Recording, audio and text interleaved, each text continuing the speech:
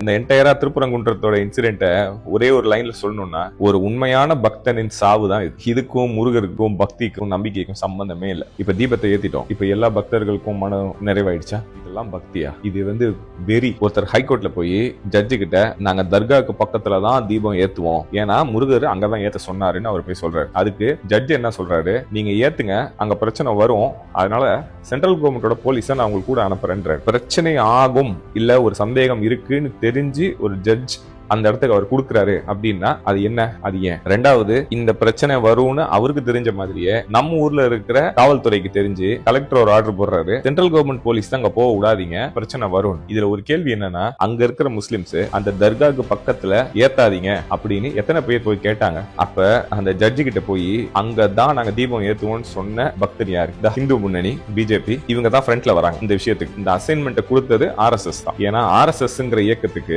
மத கலவரம் இல்லாம இந்த ஊருக்குள்ள வரவே முடியாது. கொஞ்ச நாளுக்கு முன்னாடி தான் திருப்பரங்குன்றத்துல இந்த பிரச்சனையை கலப்புனாங்க, அப்ப அது வேலை செய்யல. இப்ப திருப்பி ரெண்டாவது முறை எங்க கோயில் மசூதியும் பக்கத்துல இருக்கோ, இது அவங்களுக்கு ஒரு ஸ்வீட் ஸ்பாட், எப்படியாவது இங்க ஒரு பிரச்சனையை பண்ணிடலாம். இந்த டிசம்பர் 6 நாளைக்கு இதே நாள்ல தான் அன்னைக்கு பாபரி மசூதி உடைச்சாங்க. ஒரு சீக்கிரட்டா பின்னாடியே இருந்த ஆர்கனைசேஷன் தலையை தூக்குனது அன்னைக்கு தான். இவங்களோட பிரச்சனையை பிராமணர்களுக்கும் தலித்துக்கும் உள்ள பிரச்சனை தான். கொஞ்சம் யோசிச்சு பாருங்க, இதே மாதிரி கூட்டம் என்னைக்காவது எங்க கவர்மெண்ட் ஸ்கூல் திருப்பரங்குன்றத்தை இப்படி இருக்கு, பஸ் இங்க நிக்க மாட்டேங்குது, ட்ரெயின் இங்க சரியில்லை, ஹாஸ்பிட்டல் இப்படி இருக்கு, இப்படிலாம் கூட்டம் சேர்ந்து பாத்துருக்கீங்க?